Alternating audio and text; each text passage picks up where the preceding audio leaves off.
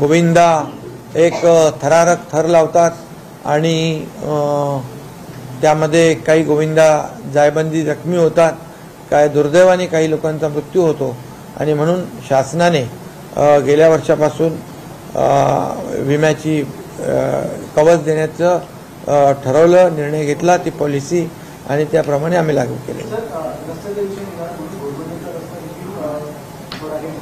घोडबंदरच्या रस्त्याच्या देखील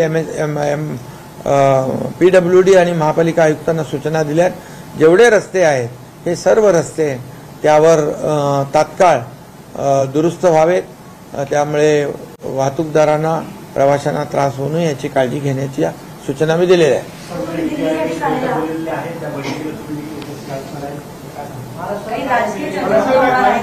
नाही, उद्या नीती आयोगाची दर वर्षाप्रमाणे जी बैठक असते त्याप्रमाणे बैठक आहे। सर्व राज्याचे मुख्यमंत्री असतात, आदरणीय प्रधानमंत्री, गृहमंत्री आणि इतर संबंधित मंत्री असतात आणि त्याप्रमाणे उद्या मीटिंग आहे। त्यामध्ये देखील महाराष्ट्रामध्ये जे आपण काय केलेलं आहे, ज्या योजना केलेल्या आहेत किंबहुना आपल्याला जे काही सहकार्य हवं आहे त्याची तिथे मी नक्कीच भूमिका घेईन। सर, जो वित्त विभाग आहे तो असं म्हणतोय की आक्षेप घेतलेला आहे 446 कोटीचा बोजा जो आहे तो वित्त विभागावर बसला असा व्यक्त केला।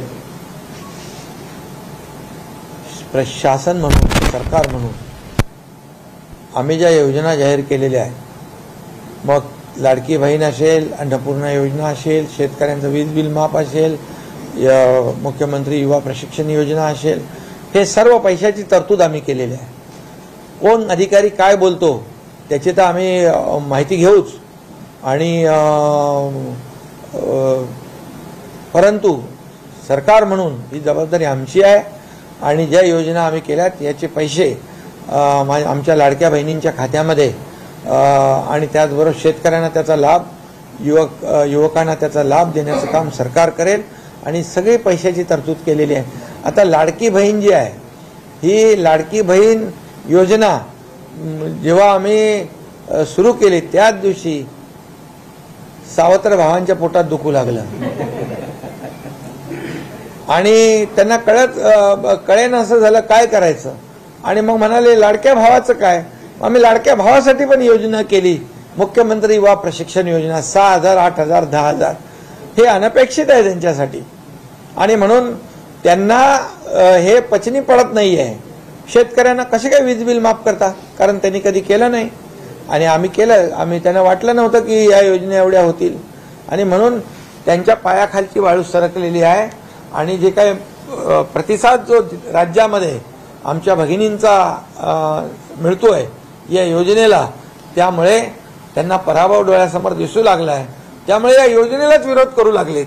आता म्हणून माझ्या लाडक्या बहिणींना मी सांगून ठेवतो, ह्या सावत्र भावांपासून सावधान राहा, हे तुमच्या योजनांच्या विरोधात आहेत, ही तुम्हाला योजना मिळू नये।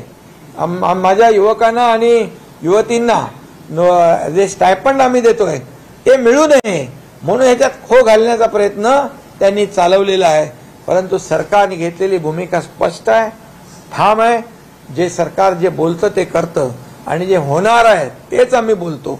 त्यामुळे विरोधकांना त्यांना उत्तर माझ्या लाडक्या बहिणी आणि माझे लाडके भाऊ नक्की देतील। लाडक्या मुलापेक्षा लाडकी बहीण आणि लाडका भाऊ केव्हाही चांगला आहे।